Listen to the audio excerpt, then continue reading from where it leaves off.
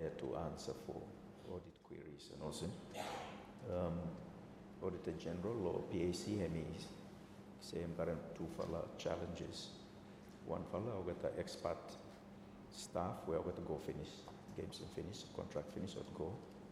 So getting explanations out of them is an issue. It's a bit of a challenge, and there is some challenge also local staff blame me or no matter cooperate good. So something to bring to the attention of the Prime Minister to put a little bit pressure on it for cooperate, making me receiving this whole report by the end of the year. But thank you for very informative responses. So I'll move to the next question, Mr. Speaker. Okay, question number 11, again, Prime Minister. Question number 11. Yes. What is the current status of the Legacy House? I think you want some finished one, but you want to come more. What is the current status of the Legacy House? Has it been prepared and allocated to the national federations? Have any federations, national federations, moved into the Legacy House? If not, what is causing the delay? And see what measures are being taken to ensure that the Legacy House fulfills its intended purpose of supporting the development of sports in Solomon Islands. Thank you. Thank you, Mr. Leader. Honourable Prime Minister. Thank you, Mr. Speaker. I thank the Leader of Opposition and the Honourable Member for Aoke Langalanga for posing these important questions. They aim to seek assurance that the intended purpose of the Sports Legacy House will be delivered. I'll say before I respond to each of the three questions, and I think I've already reiterated this in terms of the success of the Games, which lifted the name of our country in the region and internationally, and it is important to keep that improving status. Herein comes the importance of the Legacy House in terms of our sporting federations. So the Games, they were delivered groundbreaking and of course transformative in nature to our country, and that underpins the long-term legacy for sports development in Solomon Islands. These two transformative initiatives are the establishment of the Solomon Islands National Institute of Sports, SINIS, and the acquisition and refurbishment of the Sports Legacy House. Mr. Speaker, just by way of background information, outside of Australia, New Zealand and Papua New Guinea, Solomon Islands is the only other country that has established a modern and fully functional National Institute of Sports.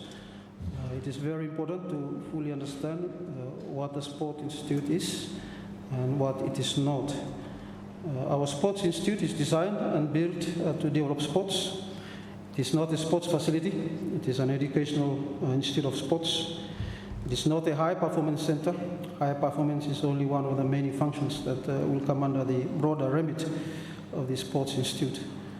So this fact is critical in the long-term legacy of the Institute and where the Institute is best located for the future sports development in our country.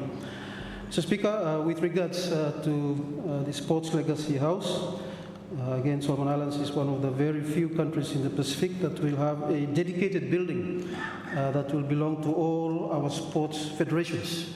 Up to now, only soccer, rugby and golf have their dedicated spaces. Solomon Islands has 29 sports federations. 26 of these do not have a home of their own. So with that, let me now turn to the three questions. What is the current status of the Legacy House? Has it been prepared and allocated to national federations? Sir, the National Hosting Authority is about to complete the renovations and refurbishment of the Sports Legacy House, which had been procured through the general support from the government of the Kingdom of Saudi Arabia. The building is large. It has 2 floors. It has about 50 rooms.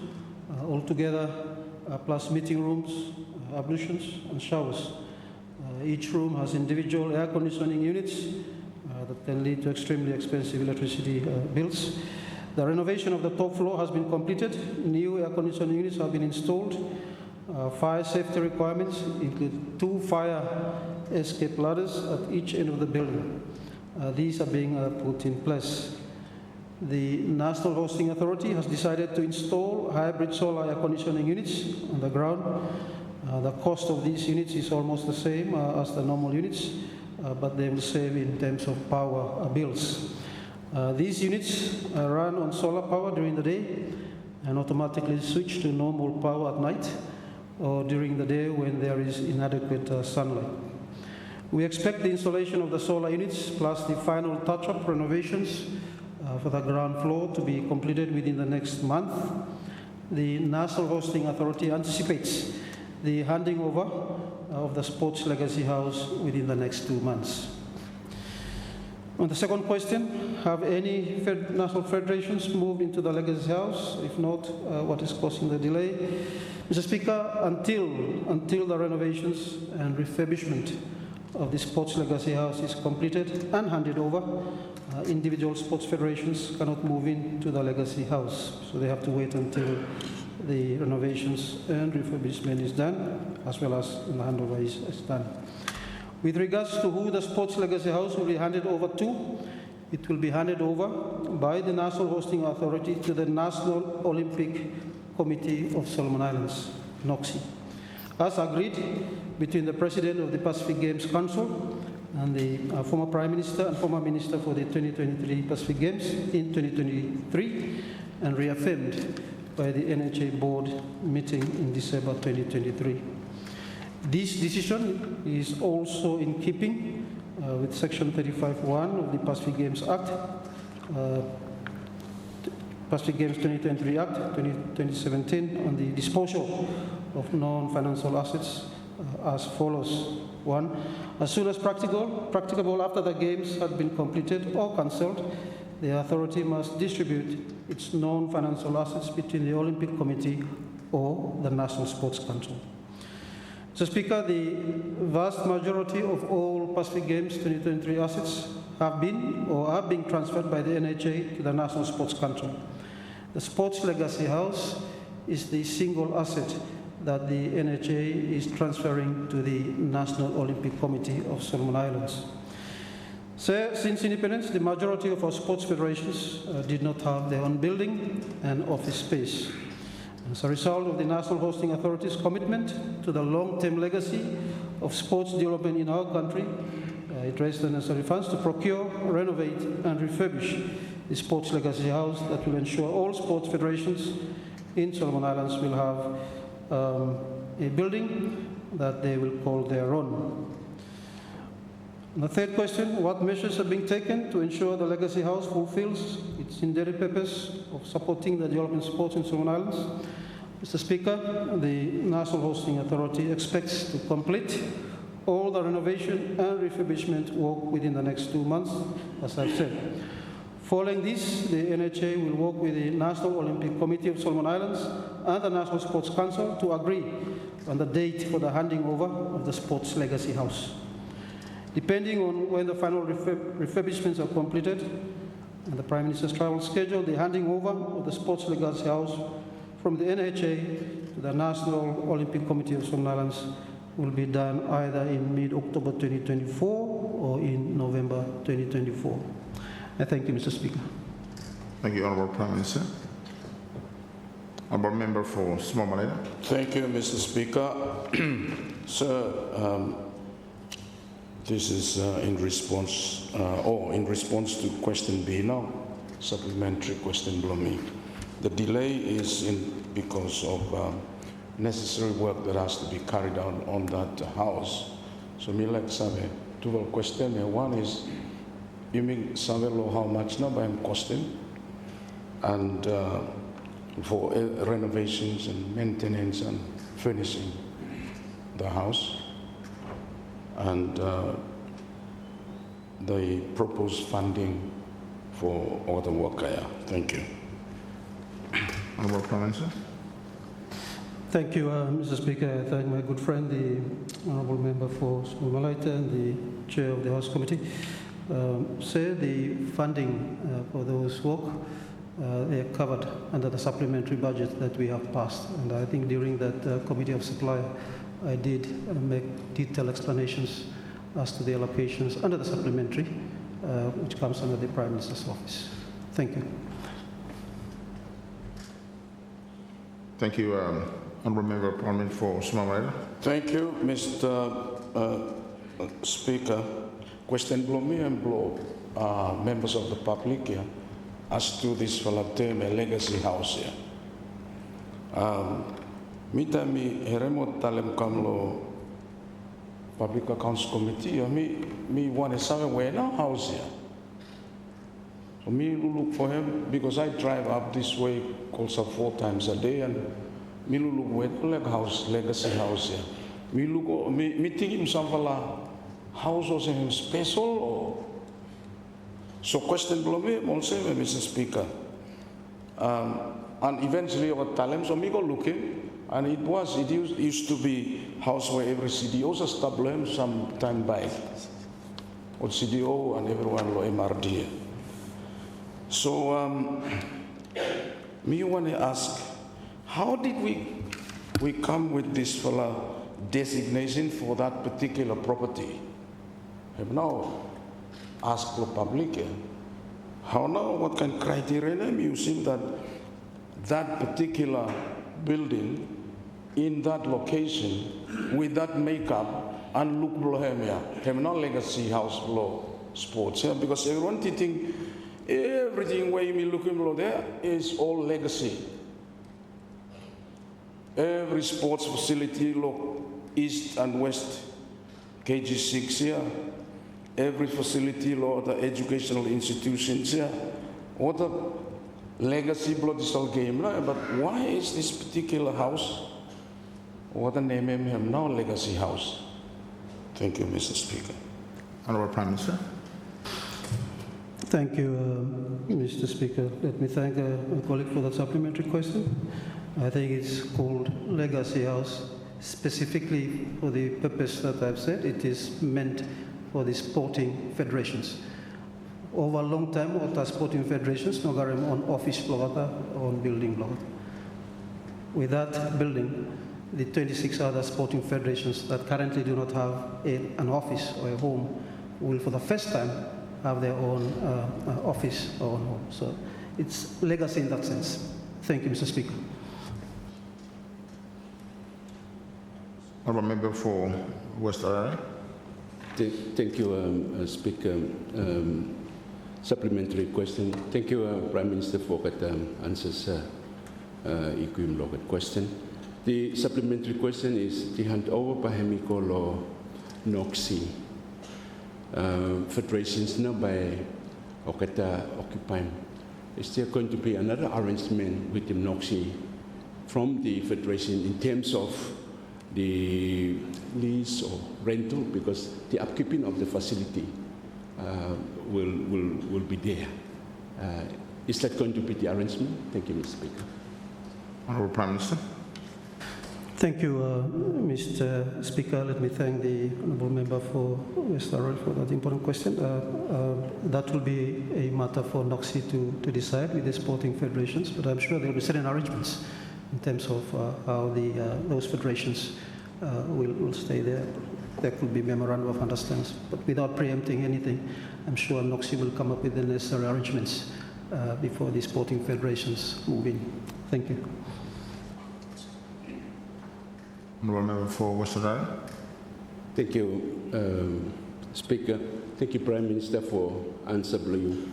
I'm good for Lulu good look at arrangement, yeah? Because no good noxi hemi pupusum ko up more or at rental blohem or lease, then hemi burden log at the federations. Mr. Speaker, or what the federation or what man for fundraising no more, so selling rin keke, fish and chips time or what the play for. Yes, for supporting more at the federations. I think all of us, most of us, we've been involved in sports. Some fella, me love in sport, me will continue. me like for commenting you Prime Minister and the previous government for this legacy house intended for the federations. If you mean like for sports, we win a gold medal. If does compete, we better start the right way. If don't expect the man go no more, we win come no more. It takes years, it takes administration, preparation, and support. So me like for just making that comment and commenting Prime Minister. But this year, an arrangement with the Federation, Lulu could lohem no good is. Lo here, make money no more. Anything for make money lohem, make money lohem also. That's one more worry from thank you, Mr. Speaker. Opposition Leader. Question no. So title blood this for property here. I am go from Commissioner, go to Olympic Committee. No, like that. Thank you. Honourable Prime Minister. Thank you, Mr. Speaker. I'm sure the National Hosting Authority as well as the National Olympic Committee will be looking at those considerations. Thank you. Opposition Leader. Yeah, for me, thank you, Lord. Prime Minister, no more. Me like suggestion for emptying around him and NHA. For you mean name him over there. First big one stadium, you may call him Xi Jinping Stadium. This one society, you may call him Sogvar Stadium. You thought maybe man makes something happen. Yes. Friendship Hall, Prime Minister. You name him Ho. Oh yes. It's man go nego mo get Indonesia web no. Oget main man where oget get him something means a humo come. Legacy house, you outim legacy, you put on go nembro in Narman. I think notice Balkanana, you put on oh yeah, I think also. But make me remember, more man work hard for get him over something and happen. No good to me forget him, overlook him. Big work, eh? Yes. Or go with something and happen. But those remarks, Mr. Speaker, I thank the Honourable Prime Minister. But go Bogotlo somewhere too. If there be no any supplementary questions, thank you. Let us move on to the next item of business. Motions. Address of thanks to His Excellency the Governor General. Honourable members, debate on the motion moved by the Prime Minister will continue today. The floor is open for debate.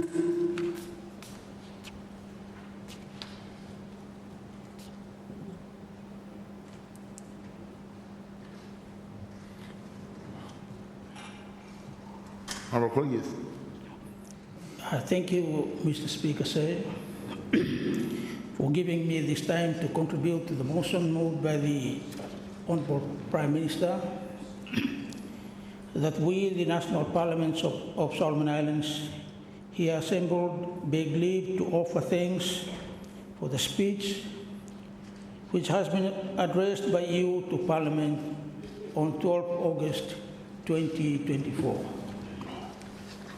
Mr. Speaker, I thank the Honourable Prime Minister for moving the motion to allow us the opportunity to reply to His Excellency's address.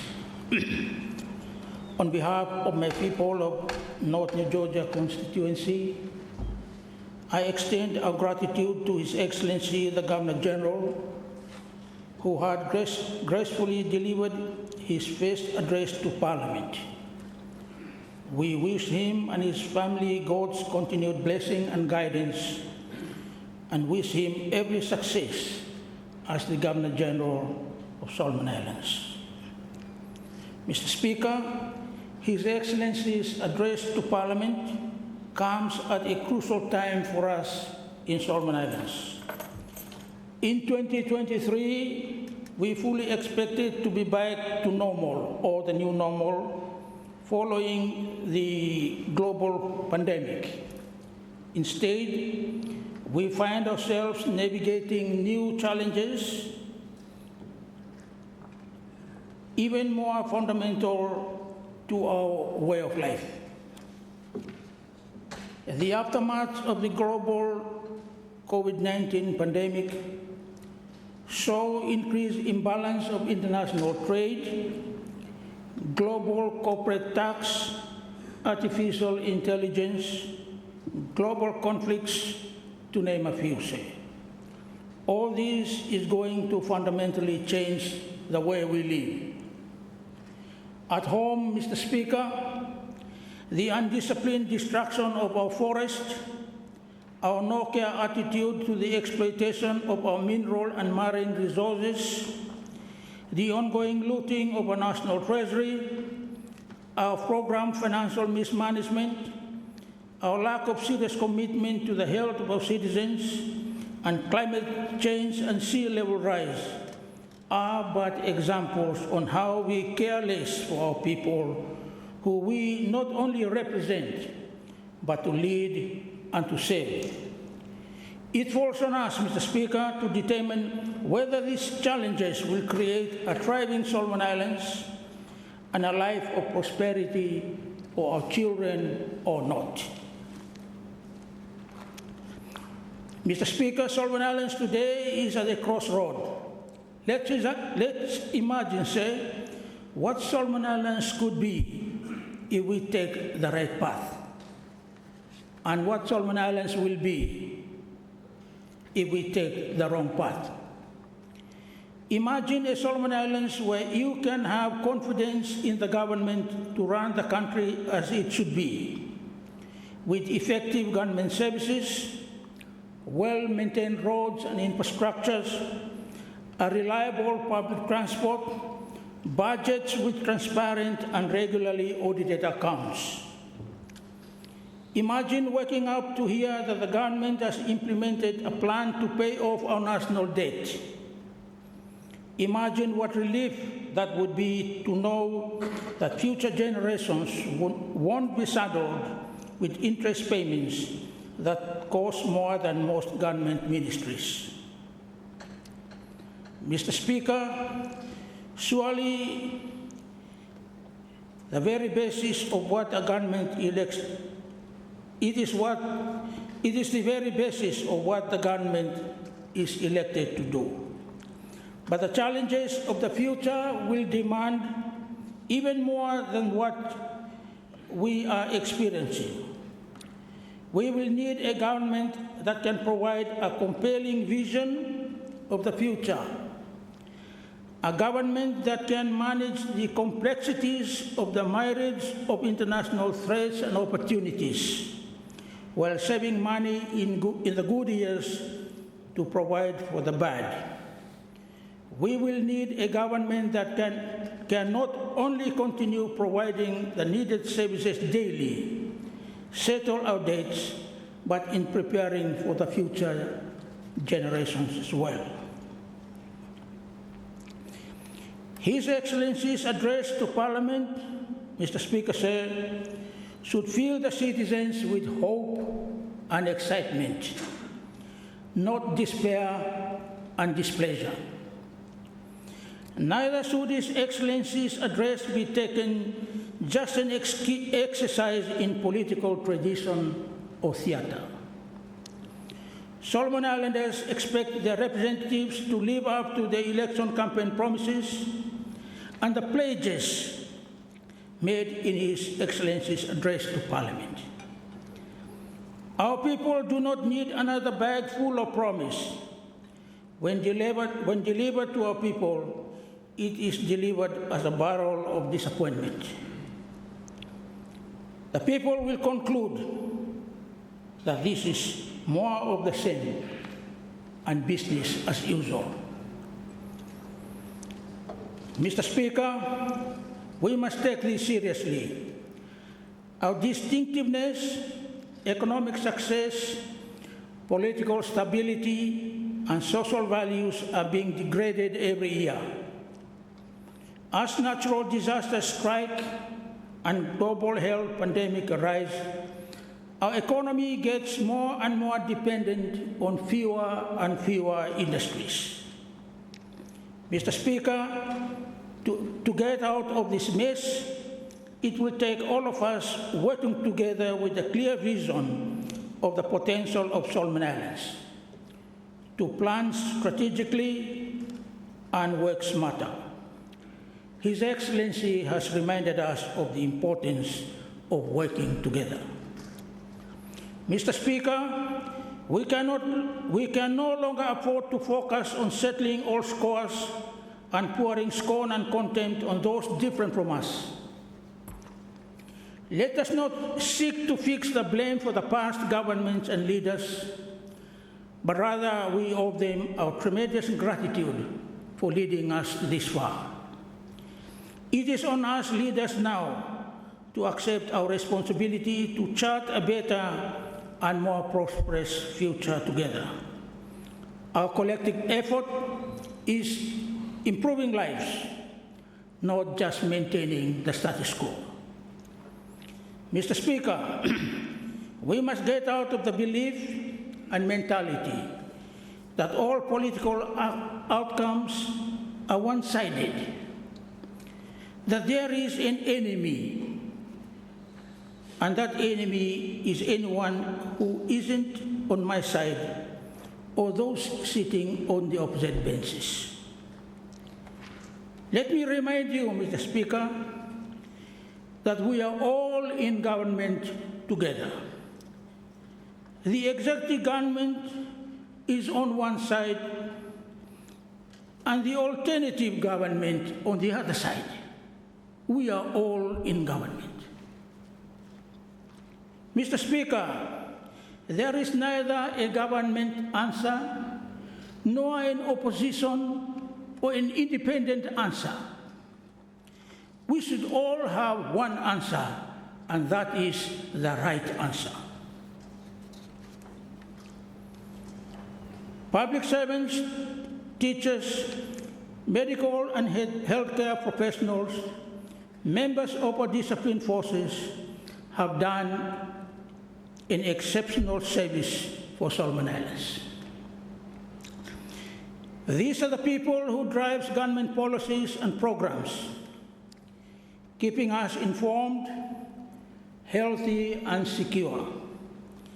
Sad to say, Mr. Speaker, that they have been working in deteriorating working conditions and outdated terms and conditions of service, with disabled workplace equipment, crowded working spaces, challenging leadership, and a government that ignores them when it's politically convenient. These men and women, boys and girls, need our serious and urgent consideration and care.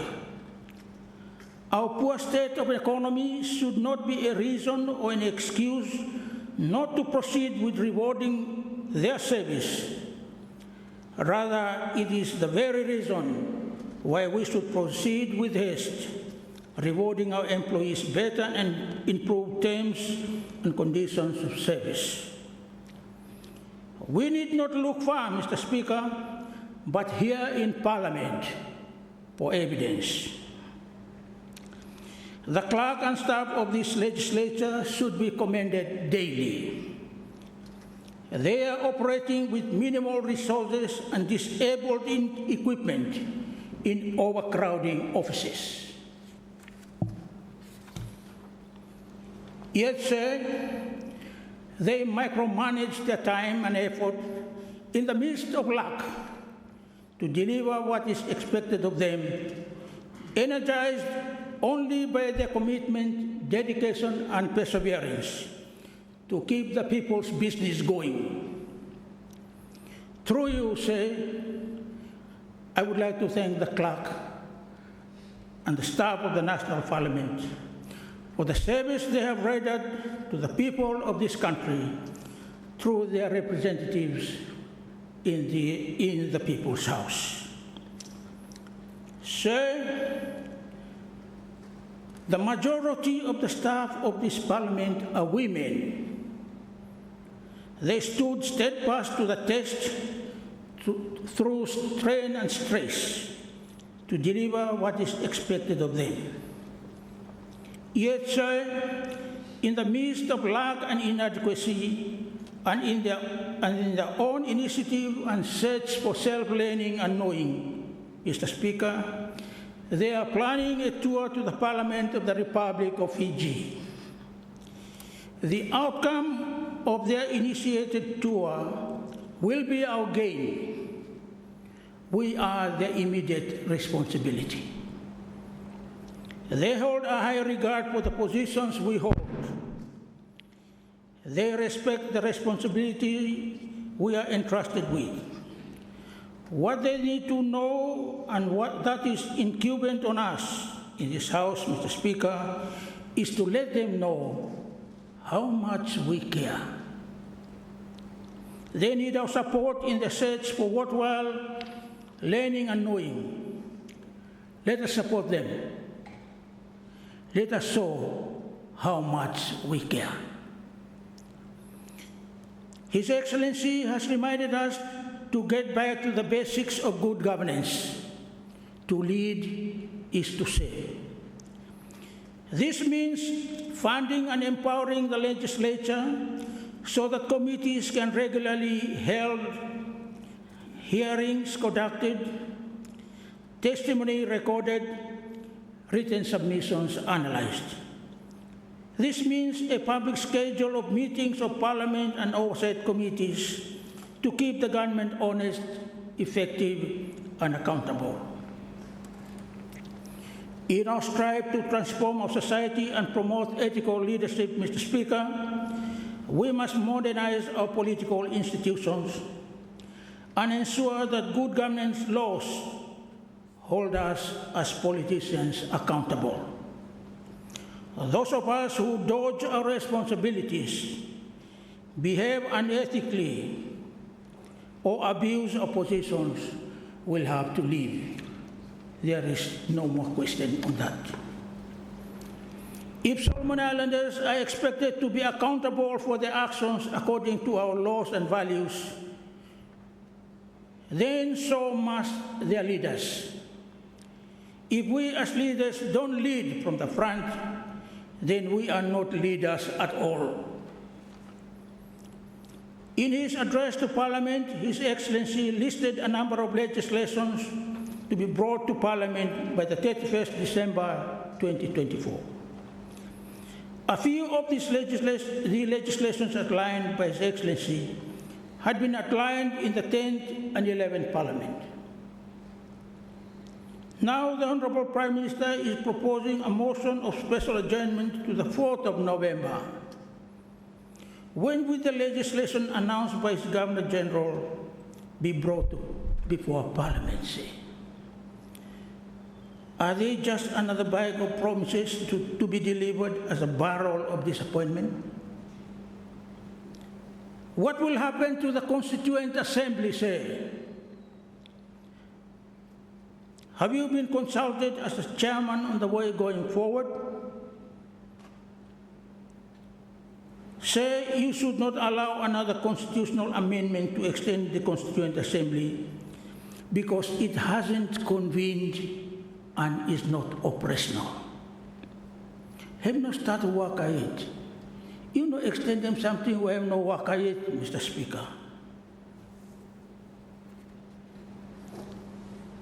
I am of the opinion, sir, that only the Constituent Assembly can make the decision whether to have additional time or not. It is a constitutionally constituted body. Mr. Speaker, if we are not serious before,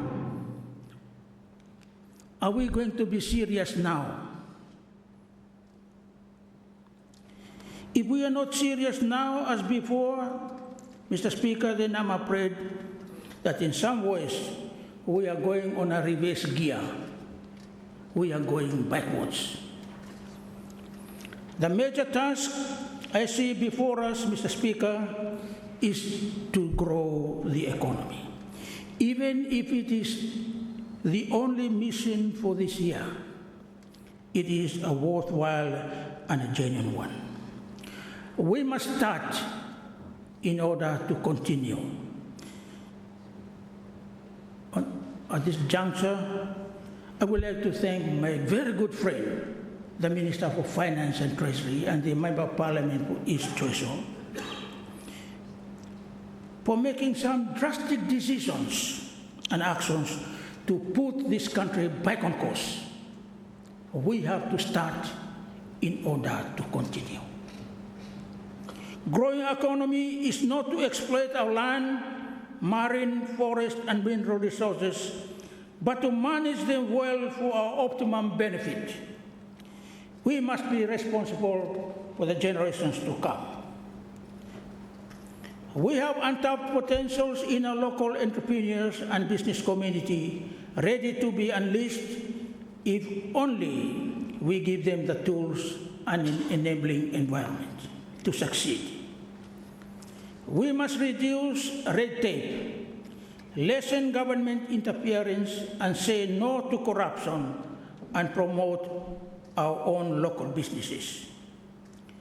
If we are to discriminate to help our local businesses say, let's do it, we must not allow them to fail in our country before our very own eyes. Sir, the Honourable Minister of Finance and Treasury gave us an interesting analysis and evidence on how our people can help grow the economy. If, and I say if, Mr. Speaker, the Lekona is taxed, there is a value there. This is a revenue, Mr. Speaker, that comes from a $0 investment by government. A $0 investment. How much tax revenue will this country receive or collect if we put $380 million in investment, similar to the stimulus package, say, for the production of Lekona alone or some other commodities? These are very important questions. We had prepared our own lessons to learn from, Mr. Speaker. Let us learn very quickly. I encourage the general government to keep up and keep to the 4 pillars and be proactive in the delivery of government policies and programs. And once more, thank His Excellency for his address to Parliament. Thank you, Mr. Speaker. Thank you, MP for Northern New Jersey constituency. Admiral Nasim, MP for Central Korea. Thank you, Mr. Speaker, for recognizing the member of Central Korea to contribute to the motion that has been moved by the Honorable Prime Minister in response to His Excellency's speech from the throne. On behalf of the people of Central Korea, I would like to express my sincere gratitude to His Excellency for delivering his first speech, and I wish him all the best for his role. Much has been said, and a lot of updates have been made by the respected ministers on behalf of the ministries and the GNAT government. His Excellency has raised some important issues that I wish to make some contributions to. Firstly, before I continue on with my contribution, I would like to take this opportunity to congratulate the clerk for his appointment to the role and wish him all the best in his term. His Excellency expressed the importance of infrastructure development, and this is key to economic growth. Infrastructure is the backbone of any economy, and for a nation like ours, it plays a particular vital role in connecting our people, stimulating economic growth, and improving the quality of life of all citizens. Reliable transportation and infrastructure allows farmers and fishermen to access markets more easily, ensuring that their produces reach consumers in a timely manner. It also facilitates the movement of people between islands, enabling a better access to healthcare, education, and other essential services. When our people are better connected, the entire nation becomes more cohesive, fostering national unity and shared opportunity. Mr. Speaker, currently, if we take a look around, our roads are deteriorating. Our infrastructures are at some of its worst state. In my constituency, Mr. Speaker, I have 3 main roads that link my people to the Aoke township. And 3 out of these roads are accessible only with 4-wheel drive vehicles. Some are 4-wheel drive, but no I go through now, Mr. Speaker. However, we were blessed, and for that I thank the Minister Ministry of Infrastructure and Development and his hardworking staff and the people and government of Australia for the response in repairing our South Road. Mr. Speaker, I've learned over the weekend that first time in 2 years, ota trakulo West Koyo, ota arrival Aoke. And a lot of them were very grateful and very appreciative. And I would like to take this opportunity on behalf of my people to thank the Minister, the current government, and the people of Australia through DFAT and their funding for the repairing of that road.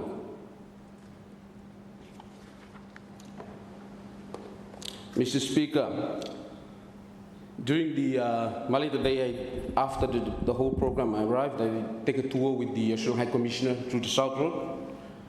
I was very grateful to see that the contractors engaged, the government, MID, and the people, the Australian High Commission has engaged a local contractor. And this is one of the things we were pushing for, is to always encourage our local contractors to participate in infrastructure. And one of the best things about it is when I was touring the constituency, Mr. Speaker, I saw that a lot of my constituents were working with the contractor.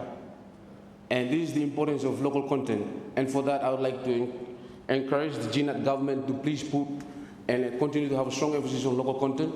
I would like to take this opportunity to thank the people and the government of Australia through its program, the Solomon Islands Infrastructure Program, SIP, for implementing a local content policy, a policy that encourages local contractors to bid and be awarded contracts in the Solomon Islands. And I think this is a great initiative that I hope the current GNAT government can take on as well, especially like my colleague has mentioned, in investing in our local private sector for a better future for this country. Mr. Speaker, I would like to acknowledge the Ministry of, speaking of infrastructure, I would like to acknowledge the Ministry of Infrastructure and Development for its assurance of the maintenance of all the Honiara feeder roads and the main road. I would like to also acknowledge the Minister for his plan to establish the PWD. This is welcoming and it's very much good news for our country. And I think the timing is perfect, especially, Mr. Speaker, now we have a local company in Honiara, locally based company in Honiara that has an asphalt plant that supplies bitumen. So we now have the capacity to fix our own roads. And as re-establishing PWD, Mr. Speaker, is a great initiative, especially for in Honiara. Of course, in the provinces, we have to give it to contractors, put out tenders, bid to deliver them. But in Honiara, let's start off with Honiara and deliver, let's start the PWD. Not only is it important for the maintenance of our infrastructure, but it's important for the creation of jobs too, Mr. Speaker. And now that we have a bitumen plant supplier, asphalt supplier in this country, who is locally owned and operated, that's great news. So now we can start, the MID can fix the roads, grade it, compact it, and then have this local supplier lay the bitumen plant. And so I would like to acknowledge and thank the GNAT government through the Ministry of Infrastructure and Development for their assurance on establishing the PWD, and we look forward for that one. Mr. Speaker, His Excellency spoke on the importance of our human capital development. As many ministers have mentioned, including the Minister of Finance, we now, with the current records, we have around 800,000 people in this country, Mr. Speaker. And as a nation, our most valuable resources is not found in our forests, fisheries or minerals, but in our people. Investing and protecting human capital through education, health, skills development is key to unlocking the full potential of our citizens and driving sustainable economic growth. With the current statistics showing that our population is just over 800,000, our human resources is indeed one of our greatest assets. However, Mr. Speaker, unemployment rates remain high, causing our people to seek employment elsewhere. Mr. Speaker, I would like to urge the current GNAT government to look at ways they could create more protection for local Solomon Islanders. Mr. Speaker, I have mentioned before, now we see jobs that can be performed by our locals being performed by foreigners. If you drive go some for a construction site, Mr. Speaker, you'll see crane operators, truck drivers, even on the roads. These jobs are now being taken over by foreigners. And while a lot of our people are unemployed, I would like to urge the government to put strong message into reserving some of these jobs for our local people. I understand it's more competitive. I understand there are language barriers that cause other foreign companies to bring in their foreign workers. However, there are ways in which we can mitigate these risks, Mr. Speaker, and protect our people. We have a very fast-growing population, one of the fastest-growing populations in the Pacific region, Mr. Speaker. And whilst it's a great thing, having a good big population, it is also scary if we're not prepared to provide these people human resources with jobs.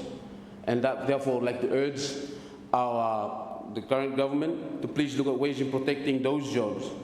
I would like to also urge the current government to look at ways in protecting some of our private sectors. Just like the Honourable has mentioned in his previous speech, it is important that we take care of our private sectors. Competition is essential for the economy. However, there has to be some protections to level the playing field out. Mr. Speaker, if you take a drive from Henderson down to White River, I urge all of us here, take a drive from Henderson to White River, and then you try and count while you're driving around that highway, how many shops not owned by locals. I urge every one of you to try that. Try and count while you drive from Henderson down Kasim White River, and then you look along the main road, how many shops are owned by locals. By locals, I mean indigenous Solomon Islanders, Mr. Speaker. I can guarantee you that by no film no matter full hand you if you're counting with your hands. And this is sad, Mr. Speaker. We saw an oath right in front of you to protect the 800,000 people of this country. And yet it is not evident no more if you're driving down the main highway. And I'd like to urge the government through the Ministry of Commerce and Industry to please look at ways in which we could reserve some businesses for our locals, put in protection measures for our locals. If we need to give them some tax breaks, help them work with them, Mr. Speaker. Help them with the breathe a little bit. The amount of foreign influence or competition that's coming into the country is massive. And in a country like ours, with a small economy, without very strict laws, we are slowly becoming spectators in our own country, Mr. Speaker. Soon, if we are not careful, our children, our grandchildren will become slaves in their own country, Mr. Speaker, if we do not start doing something about it. Mr. Speaker, I would like His Excellency made mention to trade, and I would like to contribute on that point as well. Trade is essential for fostering economic growth, Mr. Speaker. I would like to acknowledge the previous government and the current government for facilitating and signing the non-reciprocal trade agreements with China. China has some of the lowest trading requirements. This is an opportunity that we should act on quickly. Therefore, Mr. Speaker, I wish to urge the government to build accredited processing plants to enable us to meet certain standards for trade. At the moment, we are not able to trade to our full potential because we lack the accredited infrastructures to meet some trading requirements. Mr. Speaker, we've been talking about trade for so long. However, we have not invested in the right infrastructure to enable us to trade. A lot of our producers can't be traded because we may not have accredited facilities for processing these things.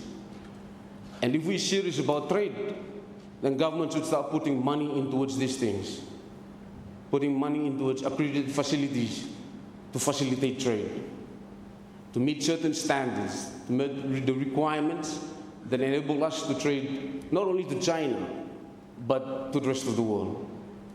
And so I'd like to urge the government to have a look into those. I'd like to urge the government to speed up the tariff reviews on electricity. Electricity, as we know, is the biggest hindrance to trade. In this country alone, Mr. Speaker, we have, as we all may know, we have one of the highest electricity costs in the world. How are we expected to trade when we have the highest electricity in the world?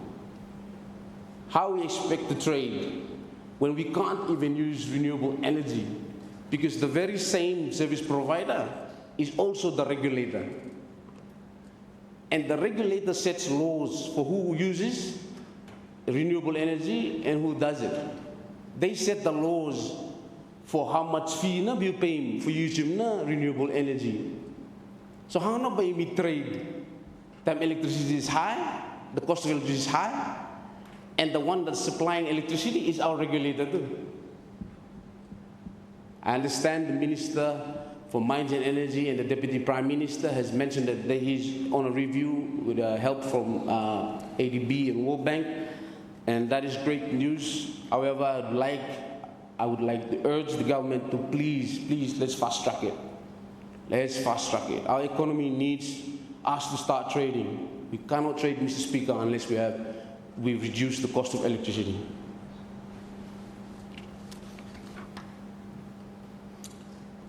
Mr. Speaker, in his speech, His Excellency mentioned the National Building Code. This issue right here, Mr. Speaker, I hold dear to my heart because when I was chair of Chamber of Commerce, I was one of the first few people that pushed for a National Building Code. We are one of the only countries in the Pacific that doesn't have a building code. That's why we see, Mr. Speaker, a lot of the aid donors or developing partners, when they come into this country, they come in with their own requirements. So if you're going to build this airport, if it's funded by the Japanese, you're going to be building to Japanese standards. If it's funded by the Australian, you're building it to the Australian standards. If it's funded by the Chinese, you're building it to the Chinese standards. Now this, which however is good, it complicates things for our local contractors and those that will continue to maintain these infrastructures. Because here we are spending so much resources and energy to train and to deliver up to Australian standards, and then next contract comes, you may have to train, deliver more to Japanese standards. And on top of that, Mr. Speaker, one of the reasons why locals can't get big jobs is because we do not meet these certain standards that are being set out by our developing partners. Having a building code sets our own standards, Mr. Speaker. We enable people to build to our own standards, and that will build the capacity of our country, especially our workforce in the building and construction industry. The building code also sets the requirement and certain standards for the building materials that are being sold to our people in the country, Mr. Speaker. If you drive down Henderson, come down more. Second, taskfully when you're driving, and not only to count how many have been owned by locals, but to count how many hardwares you see within a kilometer span. Like almost every kilometer, there's 2 or 3 hardwares inside one span when you drive down. And who's regulating the building materials that are being sold in this country? No one. We don't even know if that's cement that we're using, or sand no more, packaging we're using. We don't know if that steel rod is made of 100% steel, or that it meets the standard. We don't know. And especially in a seismic country like Solomon Islands, we are located in a seismic zone, it is very important that we ensure that the building materials that are being used meet certain standards for the safety of our people. Mr. Speaker, the building code not only regulates the type of materials being used, but it also enables us to look at how certain buildings are being designed. The building code will then stop now from this complaint we always have, matchbox building, or what they call it. Because the building code will set these standards. And so I'm so happy to hear that the Minister of Infrastructure and Development and this current government are planning to table it this year. It is great news for our people to ensure that they're getting the best quality building materials, to ensure that they're getting the best standards in this country when it comes to buildings and infrastructures. So that when we build to our own standards, we are asking our developing partners, hey, these are our standards, these are the materials we are familiar with. This is the quality that we want. So when we tell them that our standards, they'll have no choice but to build to our standards. And that would enable us to know how to maintain these too, because we have those materials Lohiano Solomon Islands. And we've been working with them in Misai how to for me maintaining this building, these infrastructures. And so for that, I would like to thank the current government, to the Ministry of Infrastructure, for assuring this House that the building code will be tabled before the end of this year. Speaking about the Ministry of Infrastructure and Development, I would like to urge the current government to please push behind the National Transportation Board.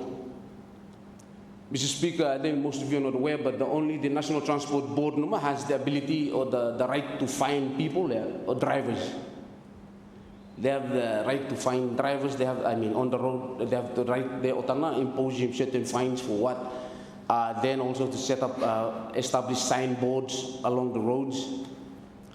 This is a revenue stream that the country, if imi push for, by take a big slave, because you go drive no more from here, you go back to House Blue. How many buses na drive all about? How many people na park around?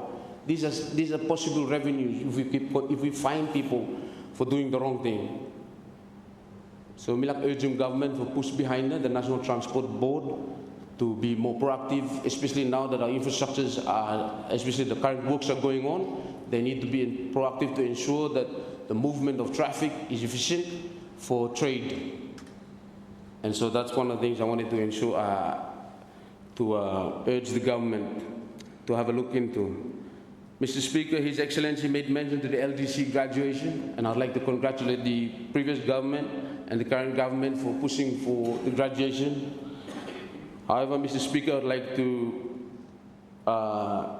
ask of the current government to please have proper consultations with some of our biggest employees like GPOL and Soltuna, because being an LDC country, Mr. Speaker, we have privileges too, especially when it comes to trade. There are certain quotas and there's exemptions that we benefit of, especially when it comes to our tuna and our palm oil. So please make sure that there's proper consultation with these large employers before we actually graduate from being a least developed country. I would like to urge them to please, like if there's a transition phase, if they need support, the government has to support them to ensure that they don't have to scale down and reduce the number of employees that they have, because we need them and they're vital to our economic growth. Mr. Speaker, before I conclude, I would like to acknowledge firstly the Minister of Health for his continuous efforts in addressing the country's drug shortage. Mr. Speaker, it takes real leadership to admit that there is an issue. It takes real leadership and character for admitting that yes, there is an issue. And it takes real courage now for telling them that there are challenges that we are facing, which the Minister mentioned, all the challenges that we're going through, the leakages. And I would like to acknowledge him for taking steps for addressing this. Health is a big, important issue for this country, because it's sad that with these leakages, there are people that are willing to create leakages at the cost of the lives of our people. And I would like to express to the Minister of Health that you have our full support. Thank you to Ms. Liu for Wakablu, and we support you through and continue. Please continue to do great things, and let's fix this issue. I'd like to also acknowledge the Minister of Finance, Mr. Speaker, for continuously raising the issue of our economy, the current status of our economy, and also taking necessary steps to addressing it. I think, like I said, it takes real characteristics and leadership to mention that there are issues and to look at ways that we can find solutions for these issues. Whilst we are on this end of the House, Mr. Speaker, we also want to see our economy prosper. We also want to support the Minister in his efforts. If there are bipartisan task force that are established for me for work together for addressing issue of our economy, we are more than willing to contribute to that, Mr. Speaker and Minister of Finance.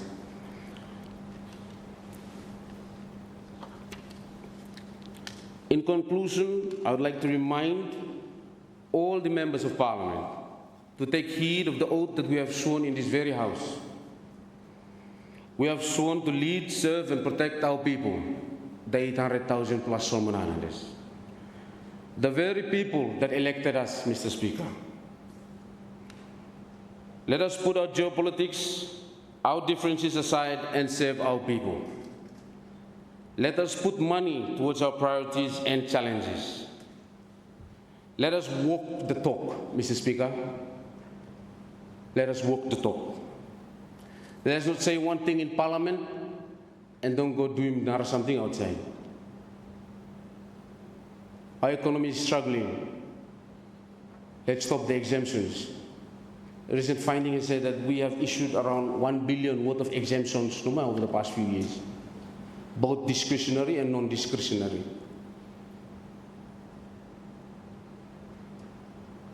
Mr. Speaker, this is a big amount there, and especially in a trying time when economy will struggle. I understand as we speak, some companies are still getting exemptions. I'd like to urge the current government, please, stop. Admit him na country will struggle.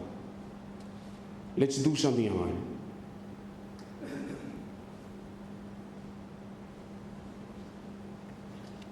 Let us live to the oath that we swore in this very house, right in front of the Speaker, on a Bible, that is to lead, serve, and protect our people. Let's put our egos aside and serve our people, our very mandate. With those few remarks, I would like to thank His Excellency, the Governor-General, for his speech from the throne, and thank the Honourable Prime Minister for moving the motion. I pray that God will continue to give us the wisdom, knowledge, and understanding to serve our people, and may God bless us all, and may God bless our Solomon Islands from shore to shore. With that, I support the motion, and I resume my seat. Thank you, Mr. Speaker. Thank you, MP for Central Torai constituency. I recognize the MP for East Central Guadalcanal. Thank you, Mr. Speaker, for giving me the chance to speak on this important motion. The speech from the throne delivered by His Excellency. I speak on behalf of the people of East Central Guadalcanal constituency. I thank the Prime Minister for bringing this motion for us to reflect on. Before I begin my short response, I want to take a moment on behalf of my good people of East Central Guadalcanal to congratulate His Excellency Reverend David Tiba Kapu for his unopposed election as Governor General of the Solomon Islands. I wish him all the best and pray for God's blessing in this important role. Mr. Speaker, I also want to congratulate the newly appointed Clerk to Parliament, Mr. Jepson Halu. He brings a wealth of experience to this important role. My best wishes and prayers are also with you. Mr. Speaker, this traditional speech representing the head of state, King Charles, is a valuable one. During His Majesty's coronation, a young boy came forward and said to the king, "Your Majesty, as children of the kingdom of God, we welcome you in the name of the King of Kings." Let this annual tradition also remind us that we accept the King of Kings, who is Christ. It is His example of leadership that we see our national motto, to lead is to serve. Leadership is about serving the people, not about personal gain. We must stay true to this principle as we guide our nation towards a better future. And the way to stay true to this principle is by following Christ's example. Mr. Speaker, His Excellency in the speech outlined government's priorities and policies for the coming years. Is a good practice.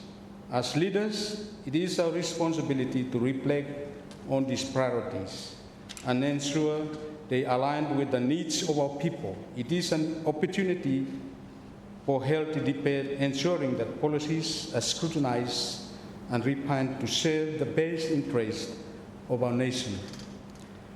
Through this process, we reinforce our commitment to transparent and effective leadership. We do this because we all want to see government success, the success of government that truly serves God and its people is a goal we all share. To this end, we work together. I wish to thank the Janet government for their 100 days program. But Mr. Speaker, allow me to offer some thoughts on government's plan for the past 100 days. Firstly, I must say that this practice of developing a 100 to 200 days policy plan after a coalition government forms is often too short to effectively address the complexities of governance. To better serve the people, advancing planning through political party manifestos is crucial. This ensures that all parties in a coalition understand their priorities well before election takes place. By incorporating these priorities into party platforms, a new government would already have a roadmap for its past 100 or even 200 days in office. This roadmap would be based on the mutual agreement priorities of each party, ensuring that the government can hit the ground running. This avoids the inefficiency of creating a new plan from scratch, saving time, resources, and money, and more importantly, delivering results in line with what voters expect.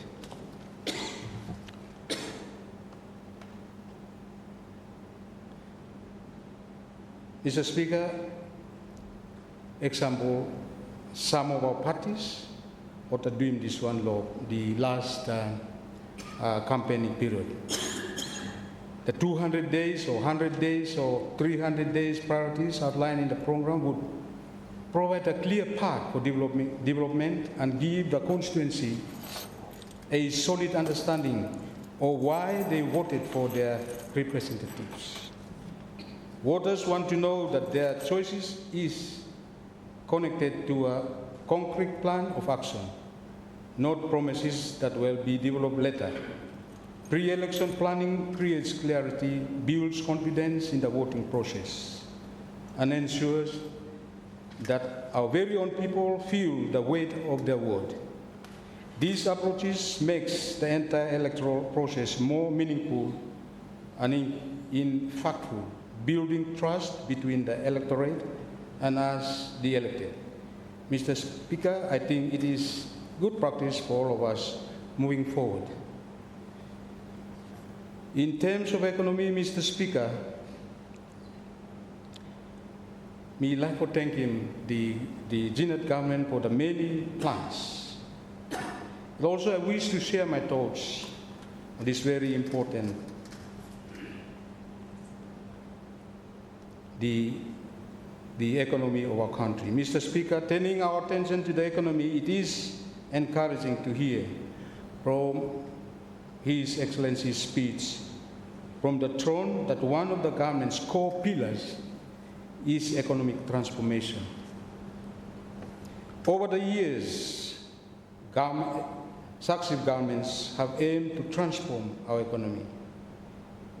This is a goal that must remain central for all governments.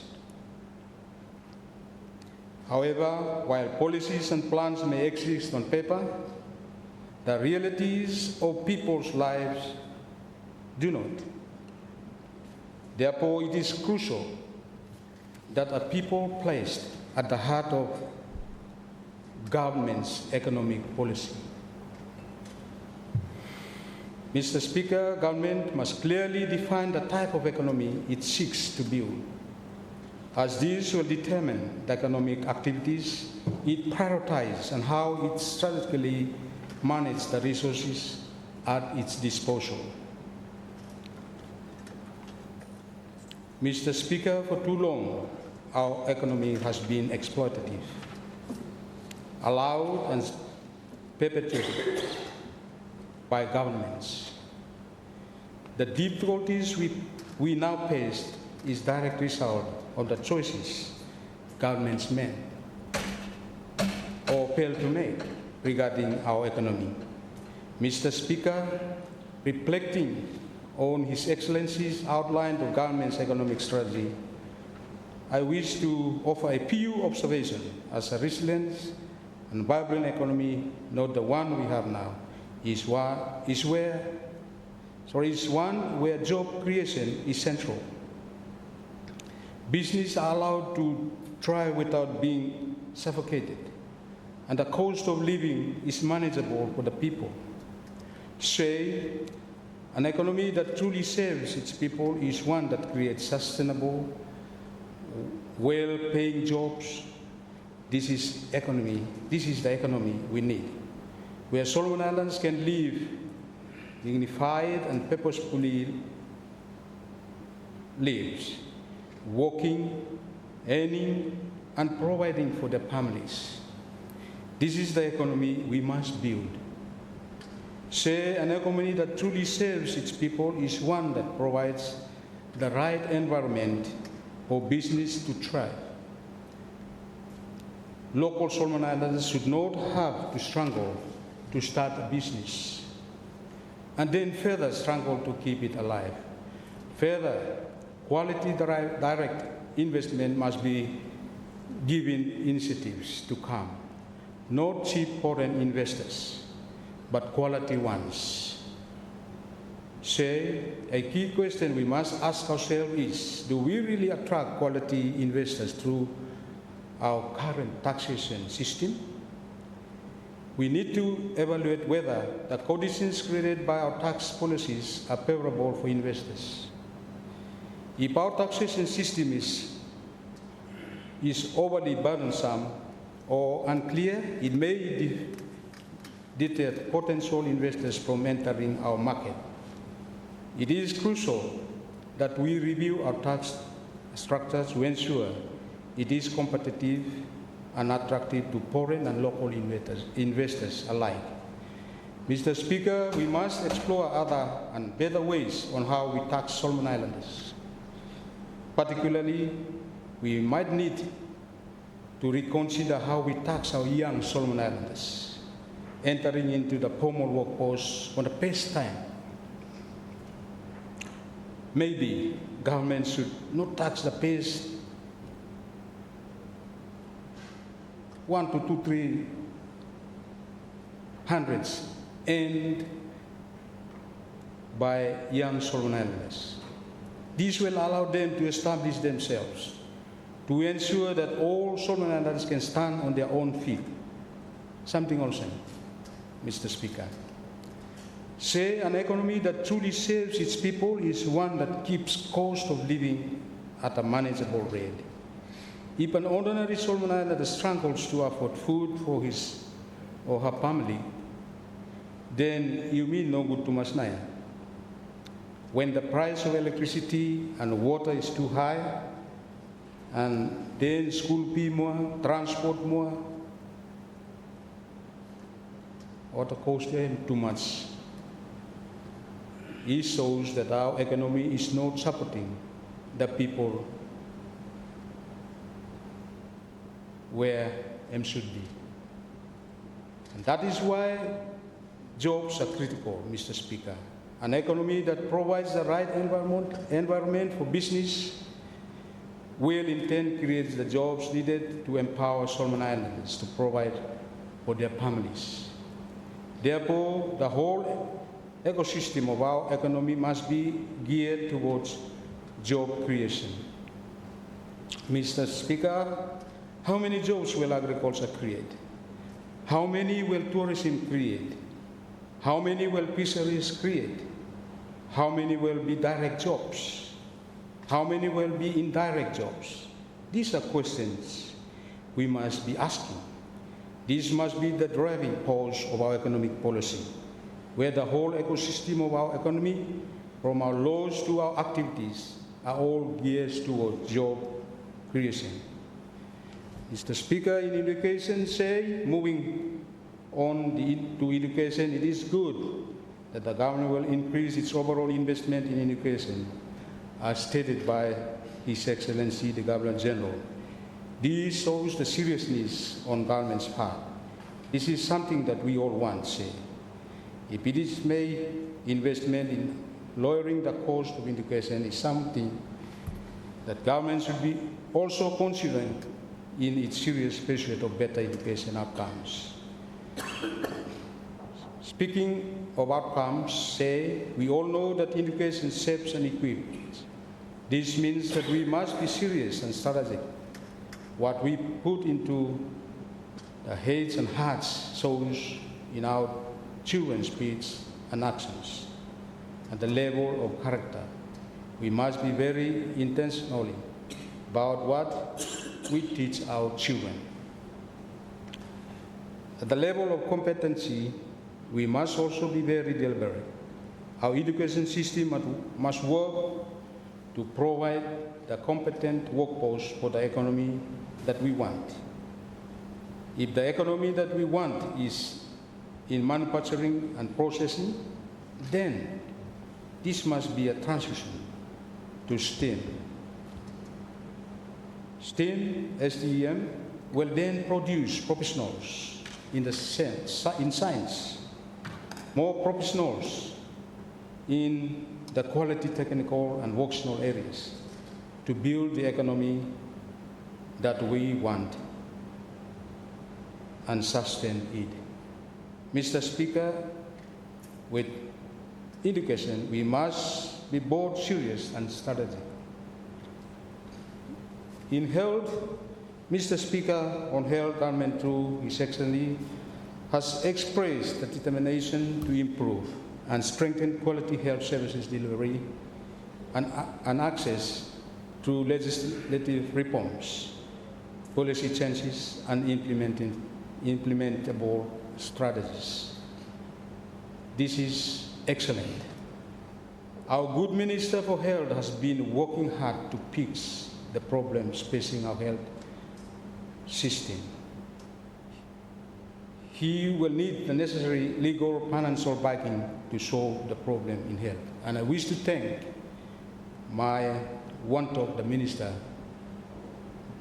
for Health, Loyumi. We want to reach a point where our healthcare system is the best in the region, where our competent workforce are healthy and able to contribute back into our economy for a long time. At the moment, we are still far from this goal.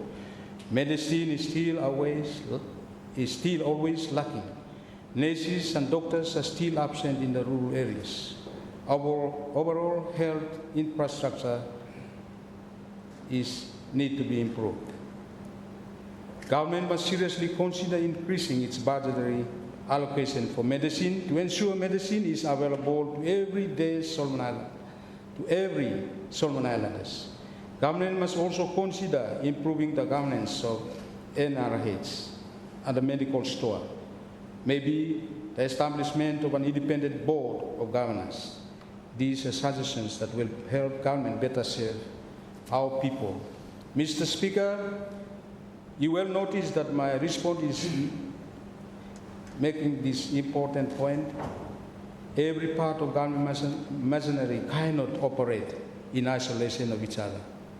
Health cannot operate sustainably without a vibrant economy. A vibrant economy cannot function without a healthy and competent workforce. A competent workforce cannot exist without a strategic education system.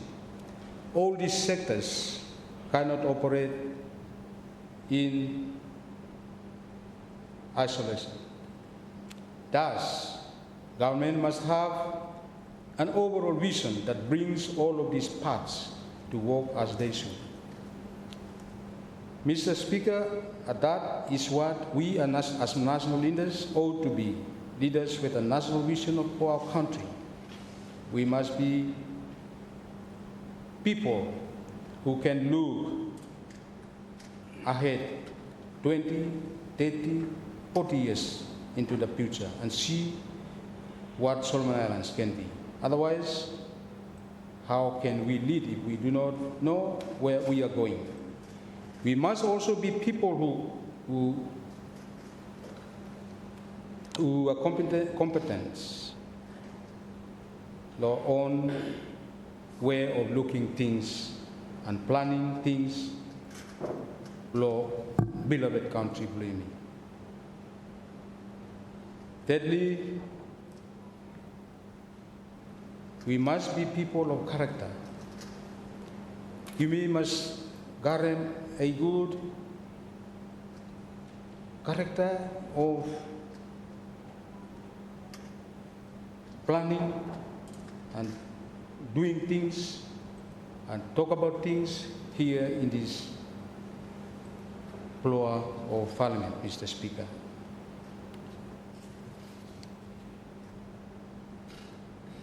And we will do well to reflect upon all of the truths where you may talk about here, Mr. Speaker.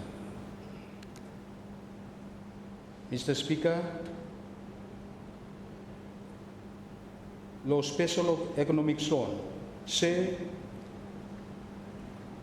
we like to thank him government for this, and especially those speech block thrown. Say the government's plan to establish special economic zone is a welcoming one. As a member of Parliament for East Central Guadalcanal constituency, I would like to suggest to the government to consider potential special economic zone in East Central Guadalcanal. My constituency and all the sister constituency below me, the Guadalcanal North, Northeast, East, and East Central Guadalcanal, we have enormous potential to serve as an economic hub. If the government focuses on improving infrastructure in this area, we could establish a key economic zone that can benefit the nation. Tourism is one of the sectors that could drive these zones by developing a well-planned special economic zone in our constituencies. We can attract investments and tourists alike, improve infrastructure such as better roads, transport, and access to key tourism destinations would greatly enhance our ability to capitalize on our natural and cultural attractions. Mr. Speaker, investing in special economic zone in East Central Guadalcanal, particularly along the Honiara-Marau Road, will not only benefit our local communities, but will also drive broader economic integration and tourism development across multiple provinces. This is an opportunity we must seize for the economic future. As an example, say, in looking at the Makira and Renbel route, we can also include Temotu. Marau provides an economic feasible road as a stopover. We can improve roads and transportation infrastructure in these areas. We can reduce cost and travel times, boosting local business and trade while supporting the development of Marau as a key transit point. And even people of South, Small Malita, there's a cross cannon. And Marau, if you go there by looking Marau,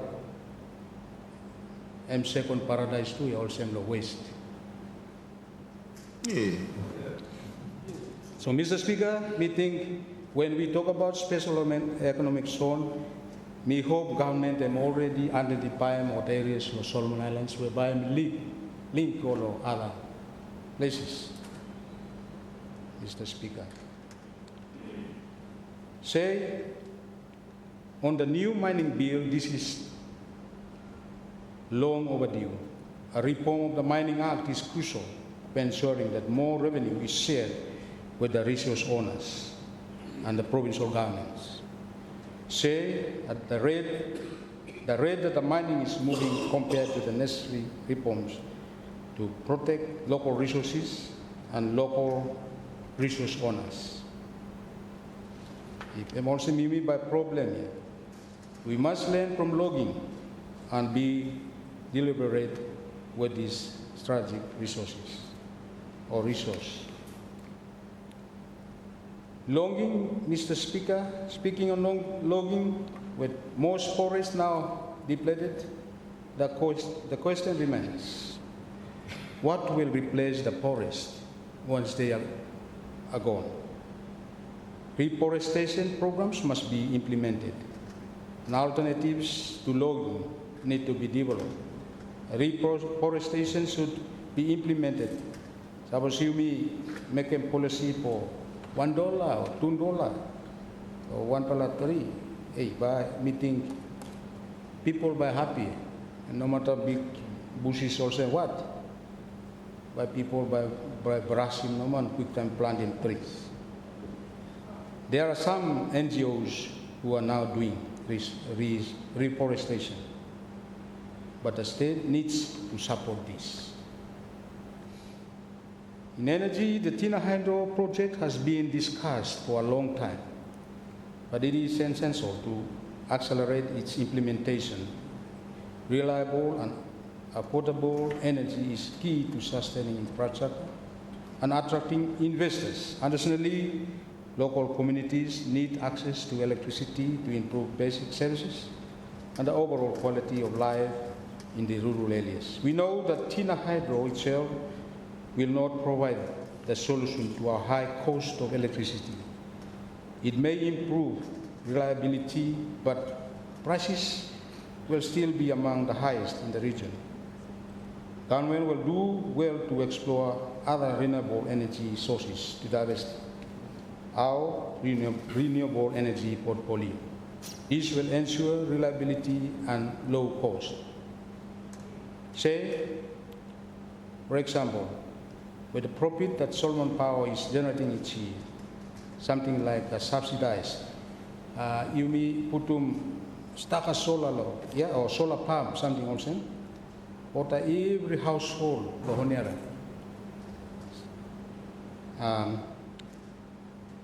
is not impossible it to carry out, but me think we might look at it. Stack up places, other countries, I think they rely much on that. Stack a solar, then lighting water houses. Infrastructure, Mr. Speaker, I wish to also thank the government and also my good friend, the Honorable Minister, Law MID, me outlining some fella good fella news for me, Barava, voice him out last time, 2 times he just talked, and that is the Public Works Department. And me happy lo government and lo what the minister has echoed in this floor of parliament. This should be reinstated to ensure systematic maintenance and development of roads, bridges and public facilities. This time, I'm no much good na time every constituency or the garem or the machine. Experience, me finish, that other constituencies, Sambalang Garem might be Garem over the engineers and all this to maintain road.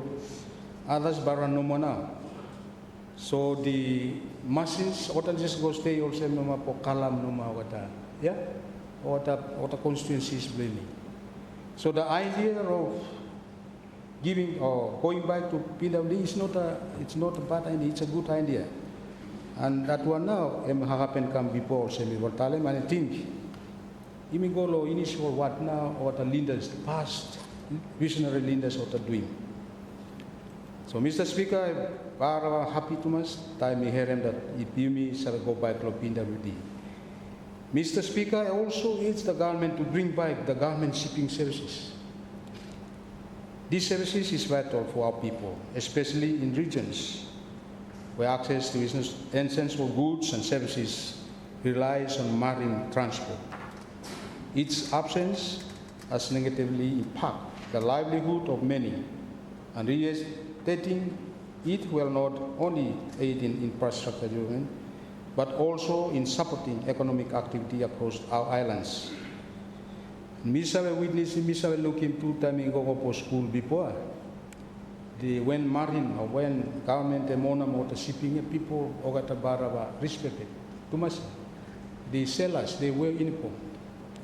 Yeah, and you say look savena that ogata na marine officers. And the schedule of our shipping services are control. So I think it's a good idea for we looking back not only on PWD but also on government shipping services. So it is time for the government to move beyond just plan and strategies. We need actions and implementation to fulfill our promises to our nation and to our people. The infrastructure and essential services that form the backbone of our communities must be prioritized. Mr. Speaker, on state government, say on the state government, this has been something that has been delayed for too long. I do not know the reasons why past governments have failed to pursue this, but it is time we do so. Firstly, we need to engage in meaningful dialogue with our citizens, listening to their concerns and aspirations. This is something of a nature that will affect all Solomon Islanders. Therefore, all Solomon Islanders, through something like a referendum, must express their views. It is important that transition of state government, you must look good, and I think we should achieve through consensus. We must remain united in discussing the process and progress of state governance, taking into account the diverse perspectives of everyone. A state government can only work if it is built on the common agreement of the people. And we must ensure that this unity is maintained throughout the process. While the dialogue is happening, government must be working to ensure that the necessary infrastructure are in place to ensure that any transition is not only successful, but is sustainable after the transition. The necessary economic infrastructure must be in place. Access to roads, transportation, communication, and essential services is crucial. And resourcing provincial government with the necessary financial support and manpower is equally critical. Mr. Speaker, we like ourselves and use people of Wale, I like him to my state government. And me just like for me know, me sabe government have me plan for doing transition and all this. You may need to work and not leave him work him undone. You must complete him. Mr. Speaker, the conclusion, this for a short response. As alluded earlier, is nothing more than an extension of grace. Why? Because Solomon Islands wants and needs a government that serves God and its people. And a government that truly serves God and its people is a government that we all want to succeed. I would like to once again acknowledge His Excellency, the Governor General of Solomon Islands, for gracing this Parliament on the 12th of August with a speech from the throne and extending the opportunity for us to respond. With these few remarks, Mr. Speaker said, I support the motion and I resume my seat. Thank you, MP for East Central Guadalcanal constituency. Thank you. I recognize the MP for East Honiara. Thank you. Thank you, Mr. Speaker, sir, for allowing me to speak to the motion that is on the floor. Firstly, let me, on behalf of my people of East Honiara, convey our congratulations to the Governor General. Please accept our warm congratulations on your victory and our best wishes for your success as you take up the responsibility and challenges of your high office. We wish to join with all other MPs in wishing you good health and divine guidance in your every labor for peace and welfare of the people of our country. Once again, congratulations. I'd like also to thank Chinat government for a dynamic set of government policies where you put them in place that you mean by Tok Tok Laim now. Yeah. It is truly half-life and it is a living document. On this note, I'd like to comment or add to the debate a few remarks based on the economy.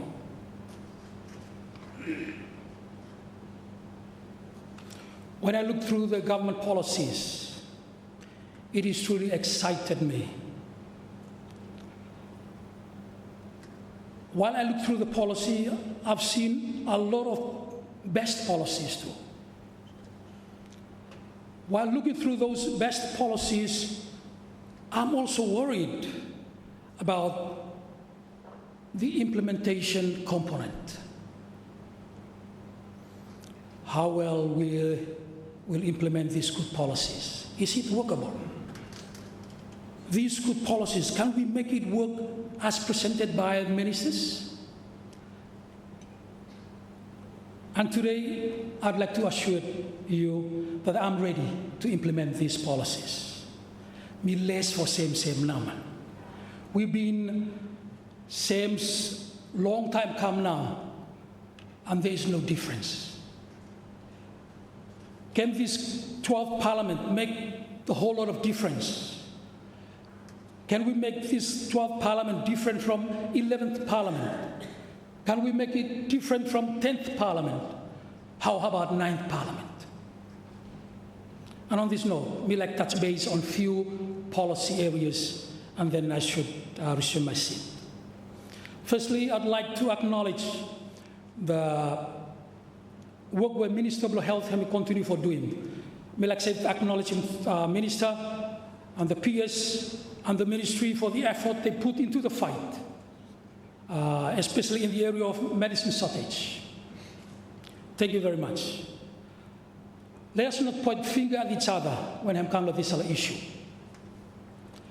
Again, this issue has been there with our nation for the past terms. That means this issue demands a collective fight.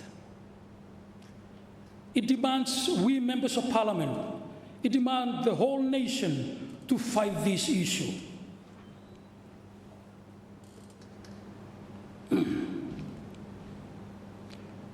This issue, as I mentioned earlier, has been in the Parliament or in the country for the past 2-3 terms already.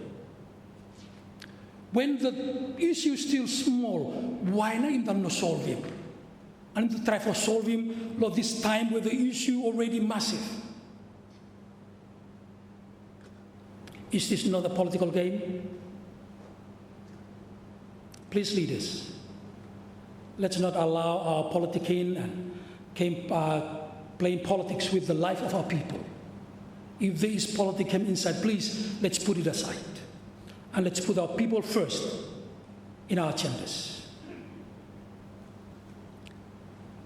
Mr. Speaker, to the ministry concerned, why is there shortage in the government medical stores, in the hospitals, government hospitals, and in the government clinics, and yet private pharmacies, clinics are all in stock? Something was wrong here. For government, I'm low, private sector, I'm full up yet. Mr. Speaker, there needs a thorough investigation inside law ministry, and especially with the pharmacy department. Yumi sabe law, salary scale believe parliament members no more. We also know how much our public servants are receiving. And if we can buy cars and build houses with the current salary, something must wrong. No good to me quite still him not government blame, people blame talatu. Investigate him now other places here. Salary blame tal no fit him anything here.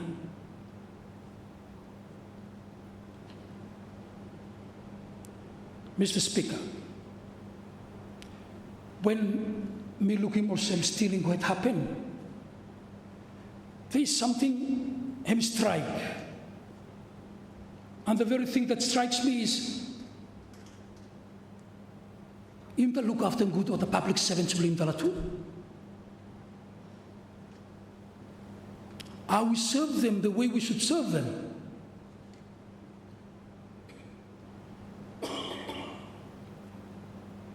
Me remember the time we work a lot of public service here too, Law Minister of Education. And that time, what a colleague, what a die.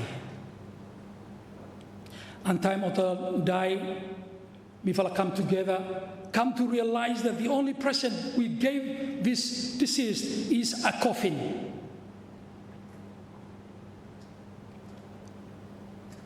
Have no present by him that continue forgiving public servants. Have no present in the thing by him that continue forgiving imitu for parliamentarians. It is no high time, Mr. Speaker, for him to find him land, building decent homes as a package of retention for them. When they know we look after their welfare, they will work their card for serving you, serving me, serving the people of this nation. When him no serving, but when ends no meet, attitude and action like stealing things like medicine, I mean, come on. Let's serve them, Mr. Speaker. I suggest your ministry, you make a good reshuffle in the area of pharmacy. No good to continue for selling now medicine for nation, Mr. Speaker. Truly, we need him now retention plan, yeah, Mr. Speaker.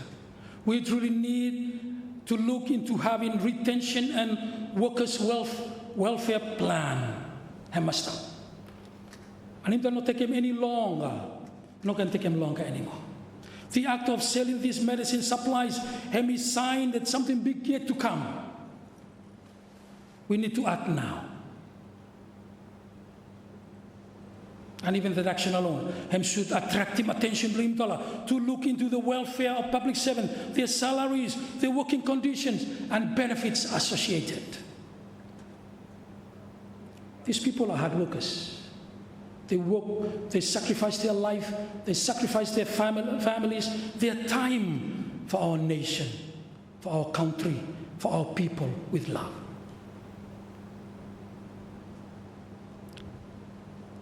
Let me touch on to the economy now. And I'd like to talk a little bit on agriculture. As the speech for the throne, agriculture must never be seen as food production only, but must be dealt with as a holistic platform for development in Solomon Island. And that is very true. Even before that, the Agriculture Ministry always bank on agriculture, the backbone of our nation. Time oloman belum live yet. Mi lukim hem karem turmeric plantation. Mi lukim hem karem chili plantation. That is when agriculture, the backbone of our nation.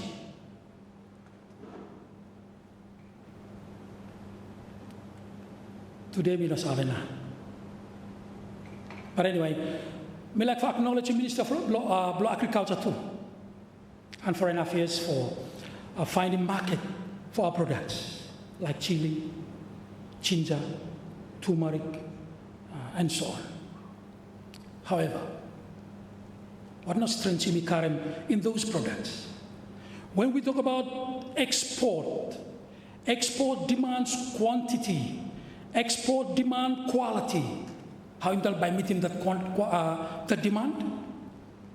In other words, one suggestion is we need one national product if we really need to go into export of our agricultural products.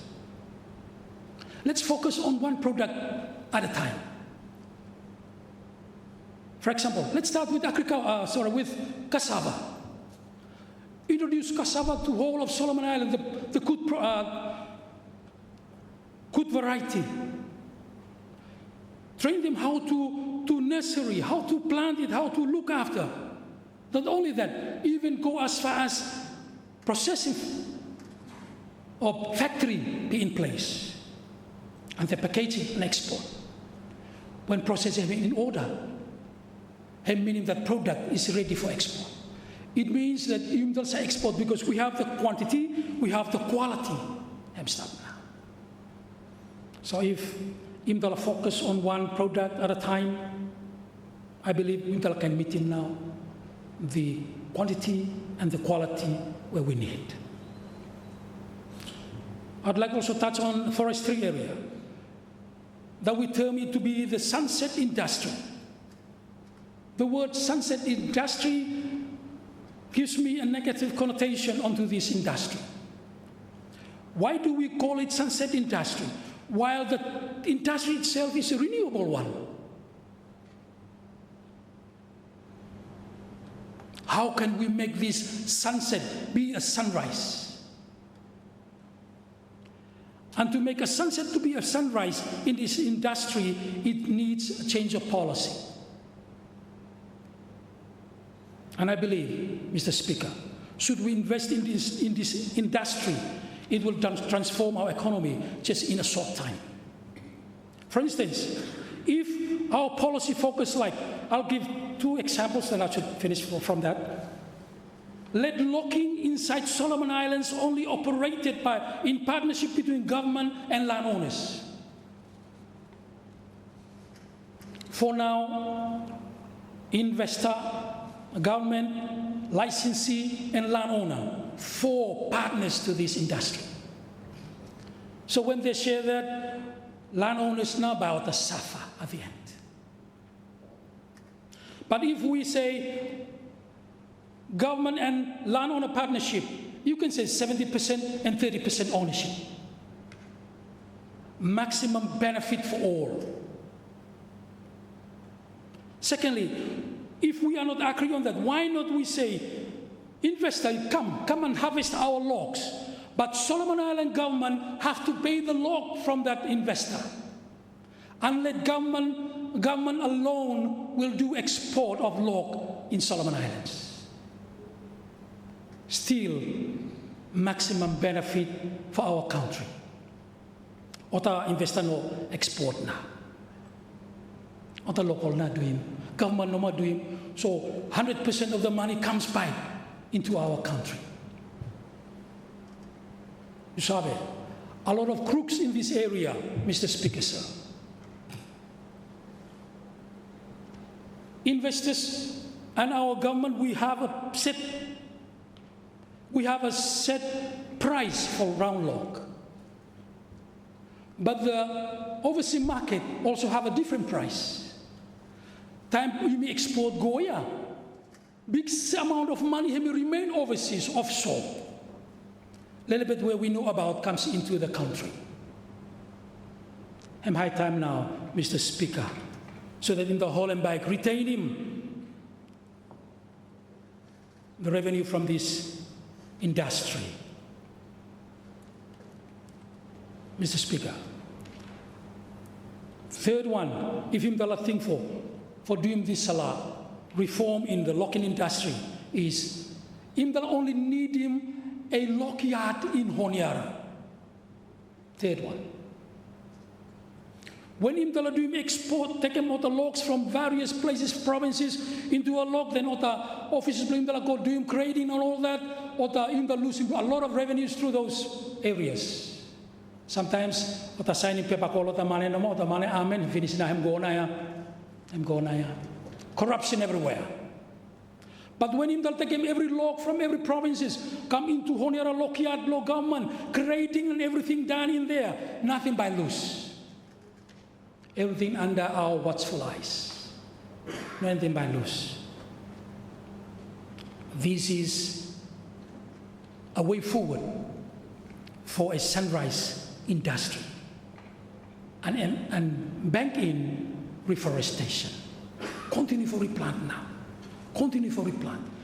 New Zealand economy, logging is the third highest industry inside the economy plan.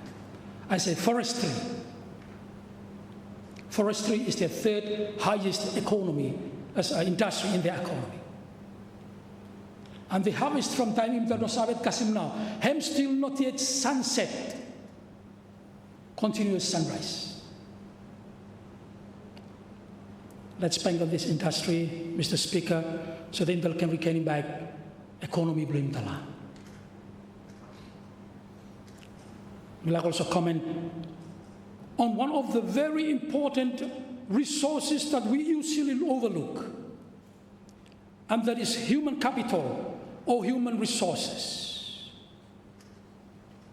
When we look into our current census, in the looking also 65% or more of our population are youths. And a lot of time we say they are our time bombs. Another negative connotation to these very important resources. Imdal should not use the term anymore in Solomon Islands. Imdal Akarem, 60% young people means we should have a very strong human resources available at our disposals. Hence, establish disposals for Imdal. Our current population can't be a human resource asset until we develop it to be a human resources. How can we do that? When we equip them with ability, with knowledge, and with skill, then and only then they can be a resources. Are we banking on these important resources? Mr. Speaker, very important to Masia for Bangalore this one. The only resources that can make use of all other resources to be economical to this nation. When human capital have no stop, every resource we talk about, they are west into this nation. We need to bank on human capital in order for him to utilize the rest of the resource that we have in our country. We might ask a question. Unemployment by how? When we have the human resource, when our human resources or the current in their disposal ability, knowledge and skill, there will be no unemployment. Everyone by diffuse inside law sectors bring me to follow. And when he left, in the exporting. I mean, like say thank you, Minister of Education, Law, Health, for starting now that follow move. This human capital has a potential, Mr. Speaker, to continue to contribute significantly to a nation's development and growth. Unlike other resources, they might deplete it over time, But human resources can regenerate. Human resources can adapt. And human resources can evolve. Hem hard for finish moya. These are resources. Invest inside them. No stop developing. And if the ministry is responsible, Ministry of Education, train him every citizen's bring tala. Let them have the ability, have the knowledge and skills so that they can be useful for nation bring tala once more. One for a country, hem no carry any resource, yet hem among the highest economy in the world, hem Japan. Hem no carry natural resources that hem can bank on. But because hem developing this human resource, human capital, when hem developing, country blame hem industrious, economy hem high.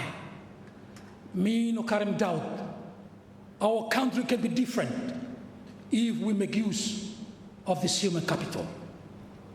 Training more scholarship. A lot of time, when him talk about him training people, him just look at ourselves. Or health sector him full finish, so no training more. Or education him full finish, so let them some living more now. Or other sectors, so them not inside the country, so no train him. No more. We shouldn't do that. Let's train our human resource, our human capital. We should have a pool of human capital at our disposal for using. Today, you look inside society, human capital pool have not started. Reason we experience a lot of problems, social issues in our country. Let's train them, Mr. Speaker, sir. And now let me finish with the last sector where we like to learn, and that is the private sector.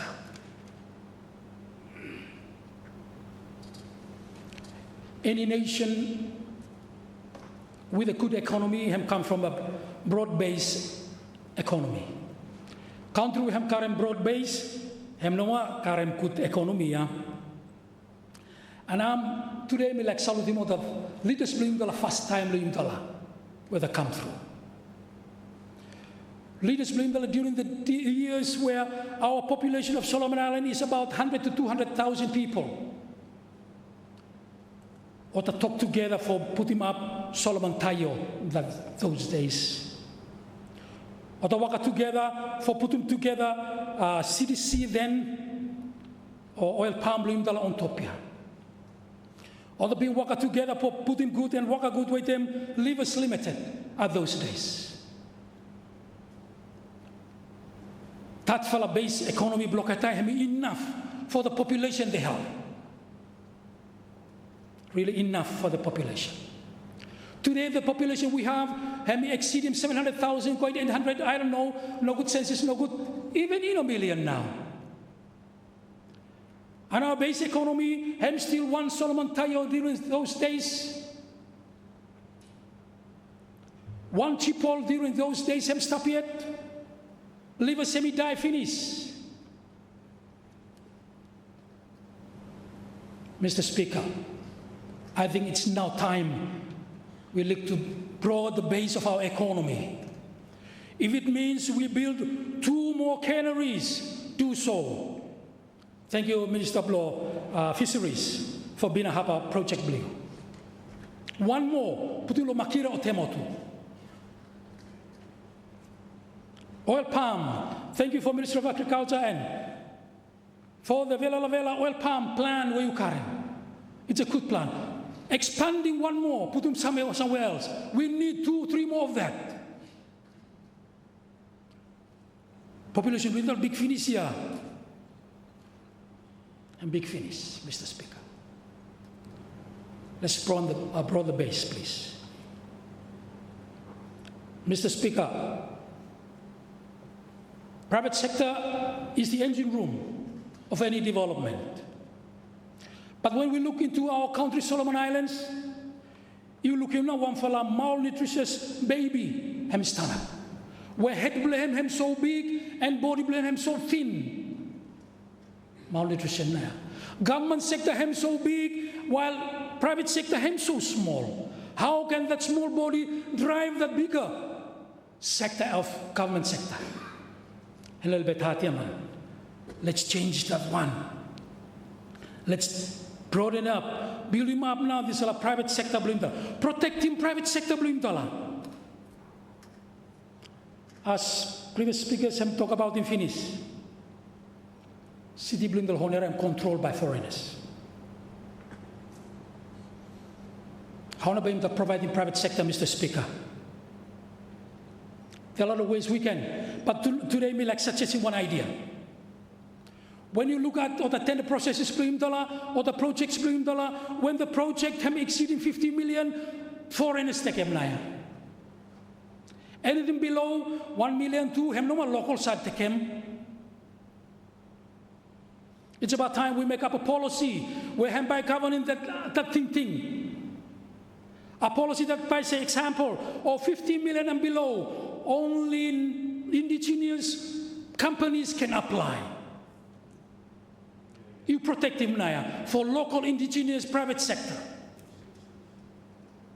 If anything higher than 100 million, let's say about 50 to 150 million, make them joint venture between private sector and a foreign company to follow join together. If anything exceeding 200 million, okay, open tender, anyone's are winning. Make them have a plan for controlling, for protecting private sector belum tala. When we open for foreign people for coming, it's like we are digging drainage inside our economy. Selen belum tala buy him bikin tala lukimia, big training tala dikim, and now him tunnel out overseas. So time company blown whatever country, money could end up back there.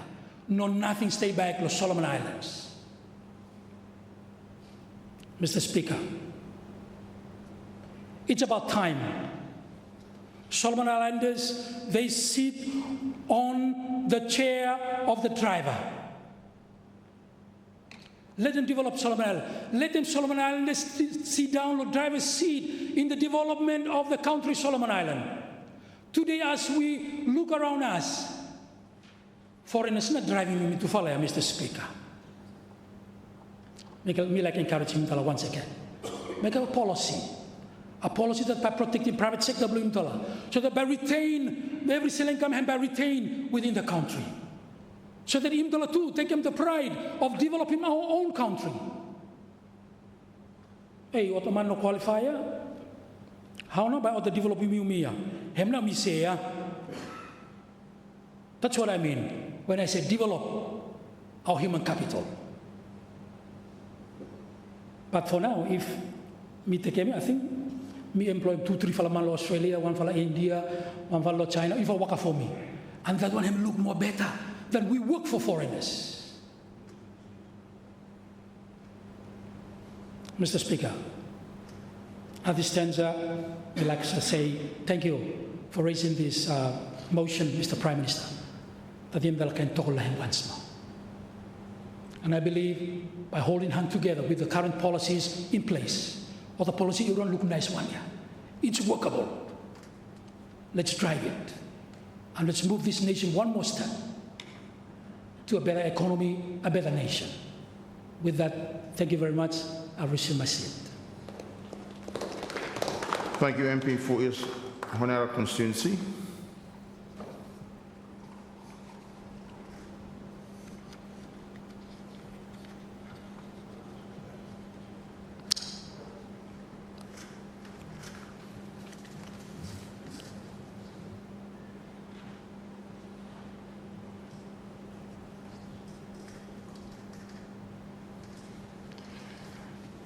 Thank you, honourable members. I suspend our sitting to 1:30 this afternoon.